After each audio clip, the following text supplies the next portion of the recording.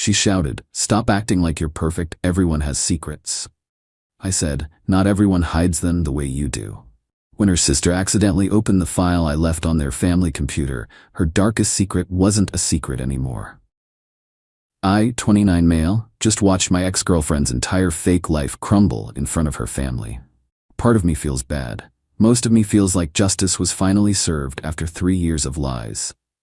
Her name is Jasmine, 28. We dated for 3 years, lived together for 1. Last week, I discovered she'd been lying about basically everything. Her job, her education, her financial situation, everything. Here's how it started. Jasmine always presented herself as this successful marketing executive. MBA from a prestigious university, 6-figure job at a major firm, the whole package. Her family was so proud. Her parents would brag about their successful daughter at every family gathering. Her younger sister, Celia, 24F, looked up to her like she was some kind of career goddess. "I work in IT support, not glamorous, but it pays well and I'm good at it." Jasmine would sometimes make little digs about how I should aim higher or use my potential. She'd say things like, "You're so smart, why waste it on fixing computers?" But I liked my job and didn't need her validation. The first crack appeared 2 months ago. I was helping her dad with his laptop, virus removal, pretty standard, when I noticed something odd. He had his email open, and there was a message from Jasmine asking to borrow $3,000 for professional development courses. Thing is, her company supposedly paid for all training. She'd told me about it multiple times, how they invested thousands in employee education. So why was she hitting up her dad? When I asked her about it casually later, she said her dad must have misunderstood. She was probably talking about something else. Red flag. But I let it slide. Then came the company holiday party incident, or rather, the lack of one. December rolled around and she said her company wasn't doing a party this year. Budget cuts. Weird for a major firm, but okay. Until I ran into her supposed coworker at a coffee shop. "Hey, aren't you dating Jasmine?" he asked. "Yeah, how's it going, Brendan?" He looked confused. "I'm Brett. And dating? I thought she was single. She never mentioned a boyfriend at work." My stomach dropped. "At work? You work with her at Morrison Marketing?" "Morrison Marketing? No, we work at TechTemp. The temp agency? She's only been there like 6 months though." I kept my cool, made small talk, then left. TechTemp. A temp agency, not a marketing firm, not an executive position. That night I did some digging. Her LinkedIn showed Morrison Marketing. But when I called their HR to verify employment for a credit application, they'd never heard of her. The university she claimed to graduate from? No record of her in their MBA program. She had a bachelor's degree from a local state school. Nothing wrong with that, but not what she'd been claiming.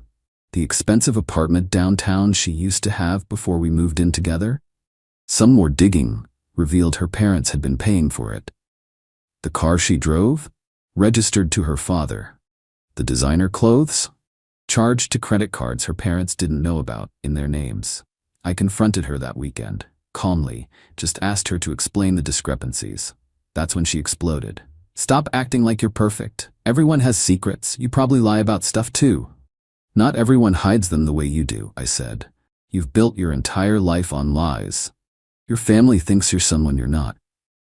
"So what? It makes them happy. They're proud of me. Why would I tell them their daughter is just a temp worker? Because it's the truth?" "The truth?" She laughed bitterly. "The truth is that I tried. I did get into that MBA program, but I couldn't afford it. I did interview at Morrison Marketing, but they wanted someone with more experience. What was I supposed to tell my parents? That I failed?" "Yes, that's exactly what you tell them. People fail, Jasmine. It's normal. What's not normal is creating an elaborate fake life and stealing from them to maintain it." "I'm not stealing. They offer to help. They offer to help their successful daughter with investments and courses, not to fund a complete fantasy." She stormed out, came back the next day with her sister to get some things, acting like I was the villain, told Celia I was jealous of her success and trying to control her. Fine, if that's how she wanted to play it. Update 1. The entitlement got worse after I ended things, so much worse. First, she tried to claim I owed her money, said she'd invested in our relationship, and wanted compensation. The mental gymnastics were incredible. Apparently, buying groceries sometimes, with her parents' money, meant I owed her thousands. Then she tried to stay in the apartment. My apartment. That I pay for alone. She claimed she had tenant rights, even though she was never on the lease and hadn't paid a dime in rent. When I gave her the legal notice to vacate, she went ballistic. You can't just throw me out. I have nowhere to go. Go to your parents. You know, the people you've been scamming. I'm not scamming anyone. They want to help me succeed. They want to help their fictional daughter. The real you could probably use some actual help. She left, but not before taking things that weren't hers. My PlayStation, my espresso machine, even my work laptop, which she apparently thought was mine personally. That last one was a huge mistake. It had tracking software. I called the police, showed them the tracking data. They recovered everything from her car, and she got a warning about theft. She tried to tell them we were still together, and it was a misunderstanding. The officer looked at the restraining order paperwork I'd started and told her to stop lying. But here's where it gets really crazy. She started applying for credit cards. In my name, using information she had from living together. I only found out because I have credit monitoring. IT paranoia pays off. Shut that down real quick. Fraud alerts on everything. Police report filed. The credit card companies were very interested to learn about her history of doing this to her parents. Then last week, I get a call from her dad, Robert. Hey, I hate to bother you, but Jasmine said you have some of her work files on your computer? Something about a big presentation? I almost laughed. Robert, there are no work files. Can I ask you something? What company does Jasmine work for? Morrison Marketing, of course. She's a senior account executive. And her MBA is from where? He named the prestigious school, then asked why I was questioning it. Robert, I think we need to talk, in person. We met at a coffee shop. I showed him everything. The temp agency pay stubs I'd found. The rejection email from the MBA program she'd accidentally left, logged in on my tablet. The credit card statements in his name showing thousands in charges he didn't know about. He went pale, then angry, then just sad. We gave her everything, supported her dreams. Why would she lie? I think she was ashamed of failing, and it spiraled out of control. We need to tell my wife, and Celia. They deserve to know. I have a better idea, I said. Let them find out on their own. Update 2. Here's the thing about pathological liars. They can't help themselves. Even when their world is crashing down, they double down. After meeting with Robert, I knew Jasmine would go into damage control mode. Sure enough, she started spinning stories. Told her mom I was a bitter ex trying to destroy her. Told Celia I was abusive and controlling. Classic deflection. But Robert and I had a plan. See, Jasmine's family has this shared computer in their home office. Everyone uses it for basic stuff. Email, browsing, documents. It's where Jasmine would work from home when visiting. I created a simple PDF file, nothing fancy. Just a compilation of evidence. Screenshots of her real employment, the rejection letter from the MBA program, bank statements showing her parents' money funding her lifestyle, the credit reports showing cards opened in their names, a timeline of lies with proof for each one. I named it Tax Docs 24 Backup. Then Robert did his part. He called Jasmine, said he was doing taxes and needed her W-2 from Morrison Marketing for their accountant. Could she email it or put it on the family computer? She panicked, of course, made excuses, but eventually said she'd handle it and came by their house when she thought nobody was home. Except Celia was home. She was using the computer for her own job search when Jasmine barged in and tried to push her off. I need to use this. Move. I'm in the middle of something. Use your laptop. Move. This is important, they argued. Jasmine tried to physically pull Celia away from the computer. In the struggle, Celia accidentally clicked on the file that was sitting right there on the desktop, TaxDocs24 Backup.pdf. The file opened. Full screen. The first page was a simple title, The Truth About Jasmine, Please Read Carefully. Celia started scrolling. Jasmine lunged for the mouse, but it was too late. Her sister was reading everything. The temp agency pay stubs, the rejection letters, the credit card fraud. What is this? Celia whispered. It's fake. Close it. Someone's trying to frame me. But Celia kept reading. Saw the email from the university confirming Jasmine had never been enrolled in their MBA program. Saw the LinkedIn messages where Jasmine was asking people to lie about working with her. Their mom walked in, attracted by the shouting. Saw both daughters at the computer, one crying, one frantic. "What's going on?" Celia turned the monitor toward their mother. "Mom? You need to see this." Final update. The fallout was immediate and brutal. Jasmine tried every manipulation tactic in the book. First, denial. The documents were forged. I was a master hacker who created everything. When that didn't work, she shifted to anger. How dare they invade her privacy? How dare they not trust her? Then came bargaining. She'd pay them back with what money? She'd get a real job.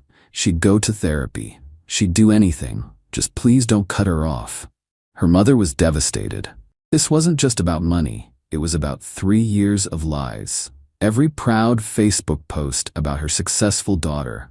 Every brag to friends at church. Every time she defended Jasmine against relatives who questioned why she still needed financial help, despite her 6-figure job. But the real explosion came when they discovered the extent of the credit card fraud. 17 cards. 17. Opened over 2 years, maxed out, minimum payments made just to keep them active. Total debt, $63,000. Robert had excellent credit, had, past tense. They gave her an ultimatum. Come clean about everything, get a real job, enter therapy and sign a repayment plan. Or they'd press charges and she'd be on her own. She chose option 3. Blame everyone else and run. Showed up at my apartment at 11 p.m., mascara running, screaming about how I'd ruined her life, how her family had turned against her, how it was all my fault. You destroyed everything. They won't even talk to me.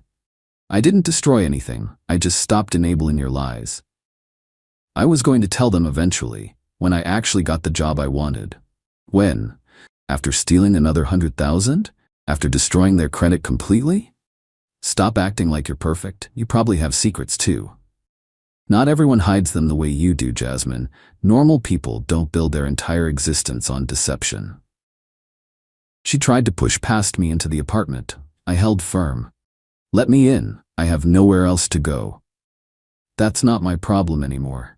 Please, I'm sorry. I'll do anything. I'll tell the truth. I'll get help, whatever you want. What I want is for you to leave before I call the police. She left, but not before screaming that I was heartless and would regret this. The next morning, I got texts from numbers I didn't recognize. Her flying monkeys. Friends she'd lied to, telling them I was abusive and had isolated her from her family. I didn't respond, just blocked and moved on. But the real kicker came 3 days later. Robert called me. She's gone. Gone. Packed up in the middle of the night. Left a note saying she was starting fresh somewhere else. Took her mother's jewelry and the emergency cash we kept in the safe. How did she know the combination? She watched us open it once. We never thought. He sighed. We're pressing charges now, for everything. They found her a week later, 2 states away, trying to use a fake ID to get a job. The fake ID had her real photo but claimed she had an MBA and 5 years of executive experience. Some people never learn. She's facing multiple felony charges now. Credit fraud, identity theft, grand larceny. Her parents are in therapy, trying to understand how they missed the signs. Celia's been the strongest, using the experience to start a blog about financial literacy and family fraud. As for me, I'm doing okay. Still at my IT job that apparently wasn't good enough for her. Dating someone new who thinks fixing computers is actually pretty cool. Someone who has a normal job and tells the truth about it. The file's still on that family computer, by the way. Robert says he keeps it as a reminder, not of Jasmine's lies, but of the importance of trust and honesty in a family. And sometimes, when he's feeling generous, he remembers the good daughter he thought he had. But mostly, he's just grateful the truth finally came out. Even if it had to happen the way it did. Because secrets have a way of revealing themselves. And when your entire life is built on lies, all it takes is one accidentally opened file to bring it all crashing down. Jasmine, if you're reading this from wherever you are now, your sister didn't accidentally open that file. She was looking for the truth, and she found it.